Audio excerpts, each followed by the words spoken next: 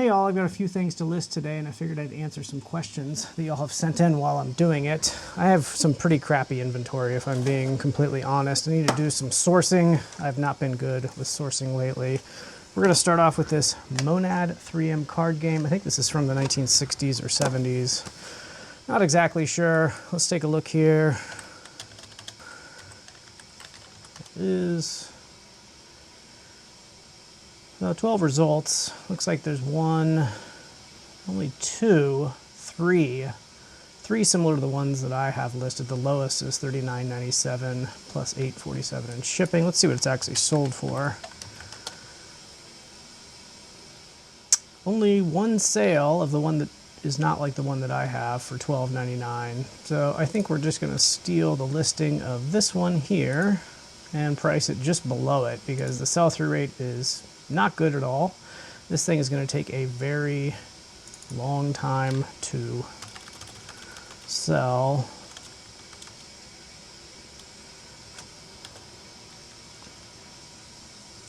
Picked this up in a lot of a bunch of other stuff. A lot of it's garbage and I'm donating it, a bunch of it, but some of this stuff is slightly worth listing. This is one of those things. I probably could go, it's on the fence really whether I should donate this or not, but I'm gonna go ahead and list it. Let's do it $34.99. We're gonna allow offers and we're gonna do $6.99 in shipping.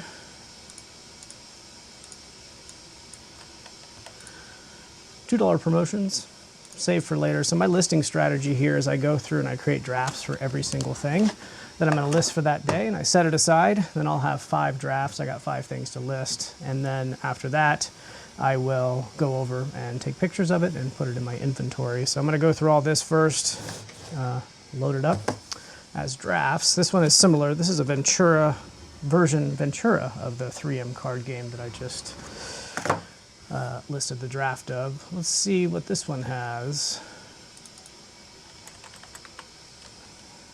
Not Ventura, Venture. Venture 3M card game, 41 results. So a lot more listed of this one. You know, I probably could consider listing these together as a lot, but I'm not going to. So this one sold, one of them for $24.07, another one $31.95. So a couple of these have listed, a couple of these have sold. A little bit better sell-through rate than the other one. We're going to put this one, I think I'm going to go $24.99. Offers on, $6.99 in shipping, 2%. That is 2 drafts created. Let's jump over and do some questions here. Diane asks, is there a difference between, she asks, is there a difference in shipping cost if you print the shipping label or USPS prints the label? So I don't think there's a difference in cost if the USPS prints it for you. If you purchase it through eBay, which you definitely want to do, you know, you're going to get a much better rate, 40% lower roughly if you buy through eBay versus buying through the post office. And you know, sometimes you can, instead of printing at home, you can print as a QR code. And if you print a QR code, you can take that to the post office and they will print it out for you, but you've already purchased it. So there's no difference in price there. So they don't charge you to print it or anything like that. So my answer there is no, there's no difference in shipping costs if you print the shipping label or USPS prints the shipping label. You just want to make sure you buy it through eBay, use their discount, and you'll get a much better rate. All right, next up, I've got these banners. These are some Halloween things. That's why I'm listing them right now. It's a Snoopy Halloween banner with a pumpkin. I still don't appear to be licensed. I don't know if I'm going to run into an issue there or not. I guess these are a flag, not a banner. I'm going to need to measure them also. Let's see, let's go ahead and measure it first and see what we got here.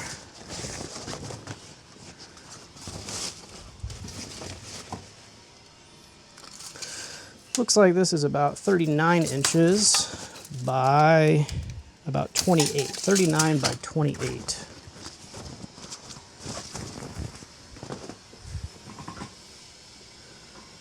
Snoopy flag pumpkin. Let's just look and see what we got here. So that's a different one. There's some different ones on here. Oh, good. That noise in the background's finally stopped, so y'all can probably hear me a lot better now, or at least not hear that noise in the background. All right, we're going to go with this Garden Flag Snoopy Peanuts Pumpkin Doghouse. We're going to go with that listing. I don't think that there is a doghouse on that, so we'll remove that from the title.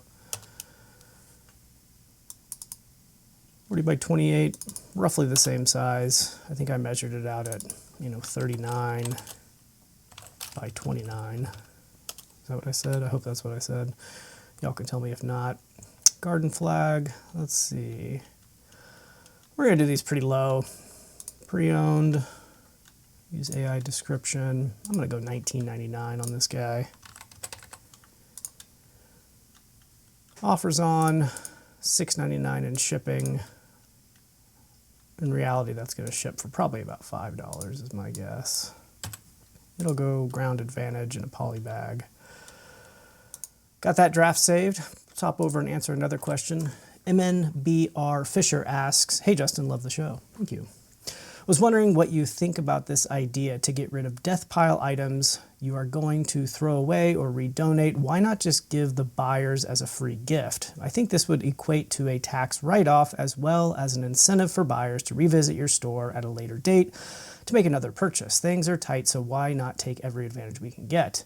That's a good question. So if you have items that you're not selling, you're going to donate them, maybe you just stick them in as freebies on other stuff that you're selling.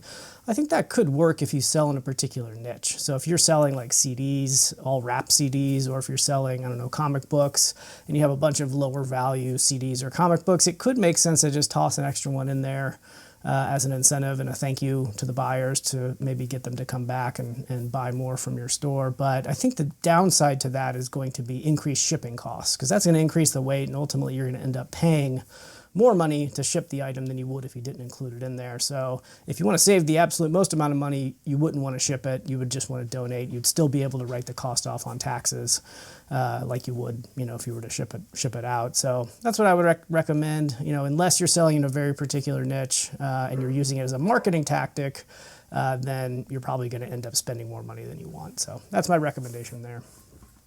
All right, let's take a look at that second. We got a second Snoopy flag here. Also,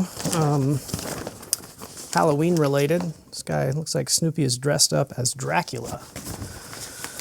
So I think for this one, that's the same size, by the way, so I don't need to worry about that. I think this one I'm just going to take the draft I just made, and I'm going to create a copy. So it'll have all the same details from the first one, and I will edit it. Just like this. I'm going to change the title a little bit. Peanuts, Pumpkin, Halloween. I'm going to call it Dracula. There we go. I'm going to leave everything else the same here. Not true. I'm going to use a different description. Let's see. I'm sure it'll come up with some different descriptors here using Dracula as a term. Everything else looks good. Need to turn that promotion back on, 2%. I promote everything at 2%, which is the minimum. And we'll save for later. All right, let's see what else we got. We've got some of these vintage cardboard Halloween cutouts. If y'all watched one of the videos a couple weeks ago, I talked about some good Halloween stuff to find. These are very good, these types of things here. These aren't going to be super great. They're not in great condition. You can see there's some condition issues down below. Some of them are kind of bent and ripped, but they will still be good. There seems to be no maker on the back of these, so I don't know who made them. So yeah, this one's taped up. So we're just going to see what these are going for here. I think I'll look up some comps here. Vintage, cardboard, Halloween. Let's call it 80s. Yeah, so these, it looks like we got 100 of them listed here. Let's see how many we got sold. This is the right time to be selling this type of stuff. 21 sold for this particular search term. I'm just going to find one that looks similar. Yeah, here we go. I like this one. Get this draft preloaded here. I'm going to change the word Frankenstein to Dracula. Got 2 Dracula things getting listed here. Also, there's a witch. Let's go ahead and call out witch as well. Also, these are kind of like neon.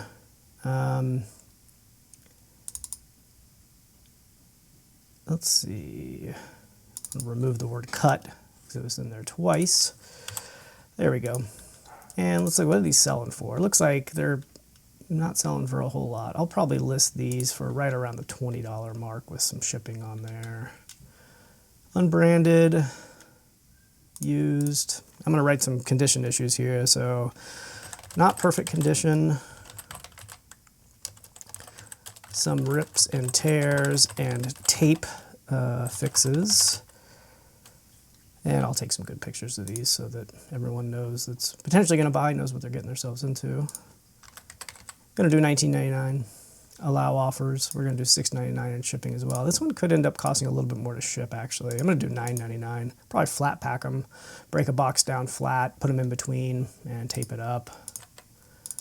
Usually the best way to handle something that's sort of big and flat. Okay, there we go. So we've got 5 drafts created. I'm going to answer another question here, then we'll move on to pictures here.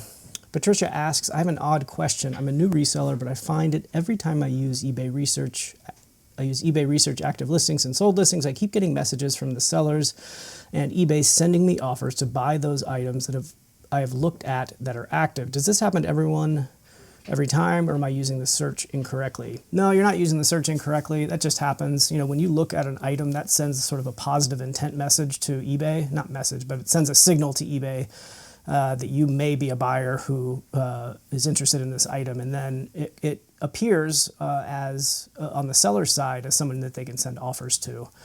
So if you were to watch an item, that would be the same thing, but you don't have to watch an item in order for a buyer to send you an offer. Sometimes you just have to look at it. So I get them too. I'm regularly comping, like all these types of things. I'm probably going to get offers, in a couple days from sellers who are selling similar things just because I looked at their listing. So totally normal. We'll do one more question here. Like a Doctor asks, when should I talk to a CPA about my reselling business? I started in February and just wondering if I should just wait until tax time rolls around or if I should find a CPA as quickly as possible before then. I've never hired one before, and this is the first business I've started. I work full time, and I think the taxes I pay will cover me, but I'm still not sure. Thanks for the help. Sure, like a doctor, I would recommend CPA right away. Personally, I just don't like doing my own taxes. I know they can be relatively simple, and I used to do them when they were relatively simple, but I have very low confidence in my ability to do my taxes correctly. And for me, the price that I pay is worth the confidence of knowing that I'm doing my taxes correctly. So for me, as soon as my tax situation got even slightly complicated, I hired a CPA. To me, it's the best money that I spend all year almost because I can just send them everything and trust that they're going to get it done. So if it's in your budget, and you can write off the cost of hiring a CPA on your taxes itself, but if it's in your budget, I would recommend doing it right away. If not, you're just going to be kind of going through the year thinking like, did I get that right? Am I going to get audited later? So I recommend right away. All right, let's hop over and do some pictures now. We'll take the camera here, figure out where we can set this guy up.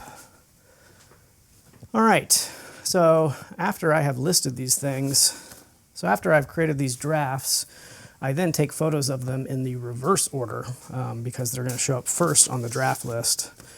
Actually, maybe I'll do this. Let's see what this looks like. Does that look better? Let me check. I got to check the app to see what it looks like. Well, I can't check the app to see what it looks like, so we're going to wing it. We're going to assume that it looks good. We'll do back as far as we possibly can. How about that? Okay, so again, I do these in reverse order just because that's the way they're going to show up on the app. I probably should provide some measurements on this one too via the photos, so we'll do that as well. Okay, let's take some photos here. So a picture of all of them, and a picture of each of them separately, and then I'm going to flip them over so that people can see the damage. Easier to see the damage on the cardboard side. Just like that.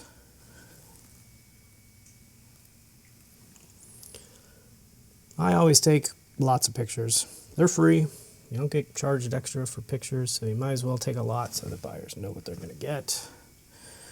Let's see, we'll flip them back over and I'll do some quick measurements here just to show. So for things like this, I am just going to take a photo with a measuring tape. There we go. And there's another one. And there's another one. Consider that one done. So those photos are now uploading. Pick this up, set it over here, and we will inventory it here in just a second. I'm going to hit done, look through this, make sure everything looks okay before moving on to the next one. Price looks good. All right, list your item. What do we got next? Ah, yes, Snoopy. So one of the benefits of having a larger space to take photos like this is I can pretty easily take photos of large items. This one's pretty close, cutting it close here. Oh, this is, let's see if I picked the right one here. I forgot I have two that are similar. Yeah, I did Dracula. Okay, yeah, that's the right one. Okay. All right, looks good. Not really much else to take a photo of here. I'm just going to get some close-ups, I guess. Okay. Okay, those are done uploading. Look this over real quick. Good to go. Listing. Set this aside, grab the other one. Actually, I'm going to answer a question here. Grow asks, "Hi Justin, great content. Thank you for always sharing." You're welcome. Hoping you can answer this. I am currently a top-rated seller and recently got an invite to become a top-rated plus seller. I've read about the benefits, but is there really that much of a difference or benefit in doing so? I already have a shipping time of pretty much the same day or 24 hours. Will this boost visibility and money savings be worth actually updating my shipping times? Thanks so much for your time.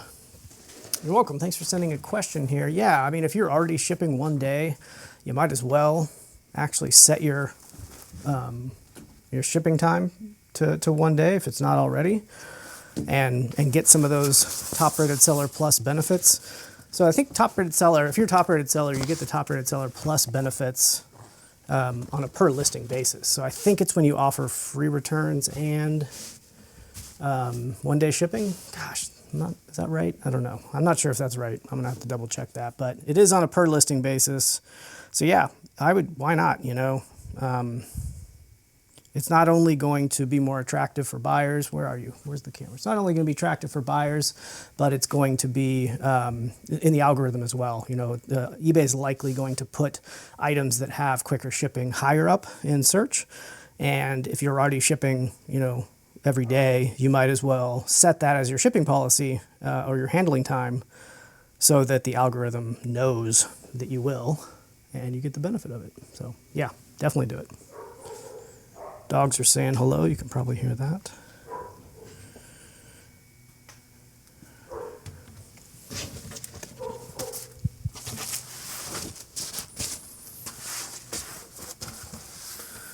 All right, getting these uploaded here.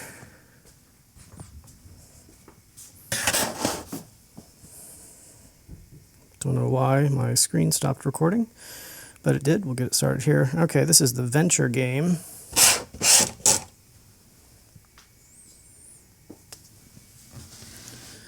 Get nice and close there. The other side. Take the top off. There we go.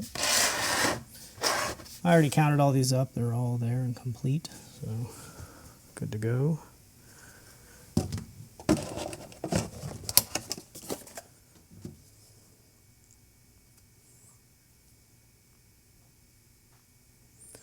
And listed.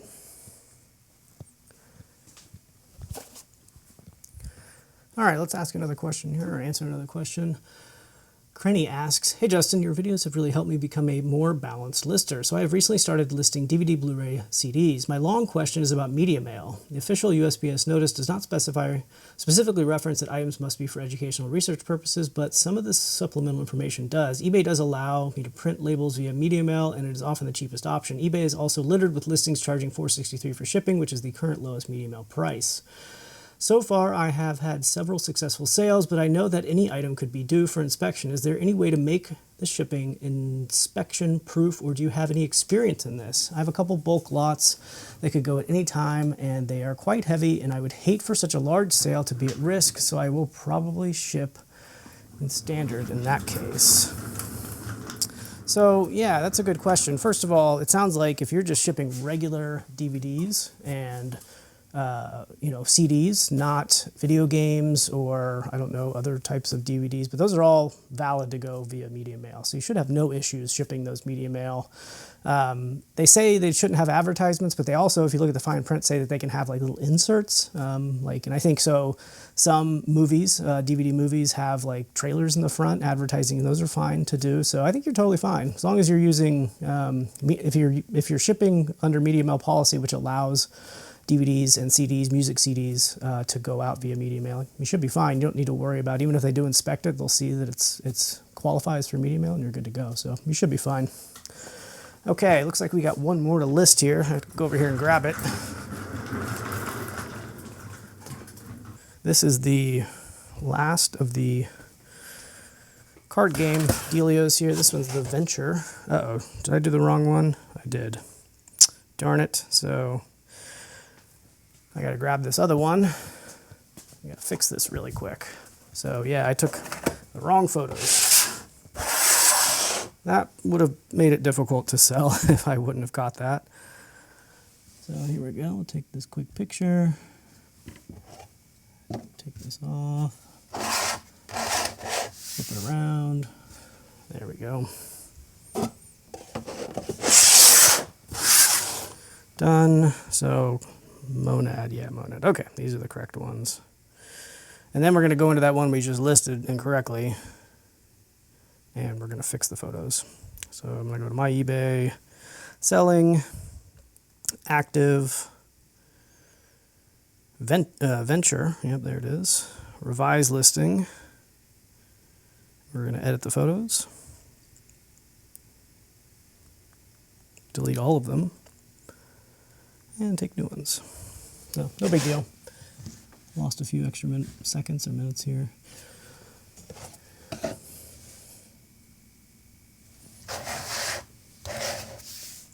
I have no idea what this game is. Also 3M. Is that like 3M as in the company who makes literally everything? I guess so. 1969 this thing's from. All right, revised. We're done taking photos, so we're going to switch to inventory management now. Going to need to replace the cameras so y'all can see what's going on. All right. That's a decent shot there. We'll grab this little guy here. Hello, come with me. And we will put him, where do we want to put him? How about up here?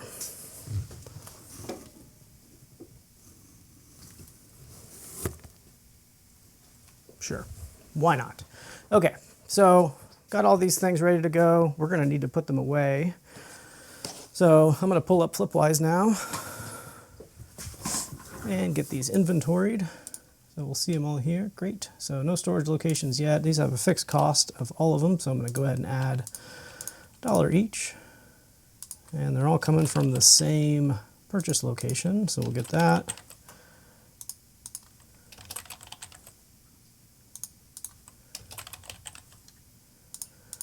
Bulk editing coming soon, by the way. It'd be nice to be able to select a bunch and just add the same acquisition data to a bunch of records at one time. So we'll go ahead and take these 2 card games first. We're going to put these somewhere. I'm going to put them in the same spot just to make inventory a little bit easier. All right, where is that? That's A5, so both of these are A5.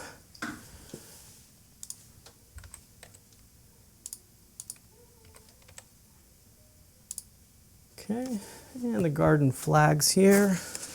Go ahead and take these. Could put these in a poly bag first, but I don't think I'm going to. I'll put them down here.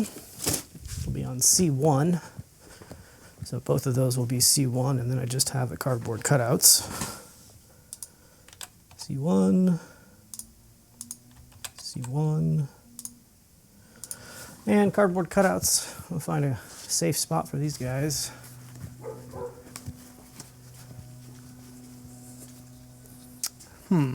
Yeah, right down here. That is G1. So we'll go do G1.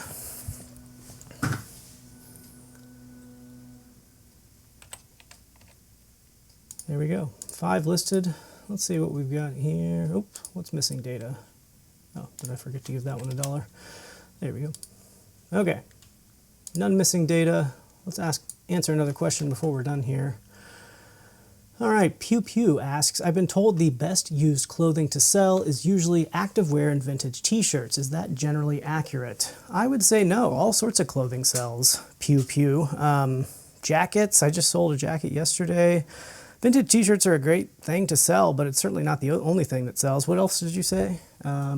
Activewear, I mean, activewear is a great category as well. It's a very popular style of clothing right now, so it definitely sells well, but I wouldn't limit yourself to those two categories by any means. You know, jeans sell really well. It's really just across the whole range of clothing is going to sell really well. So definitely don't limit yourself to 2 categories of clothing. Branch out. You're going to find good sellers across all of them. So I hope you all like this video. Trying something new, but yeah, thanks for coming along with my listing, and hopefully these questions and answers will help you out.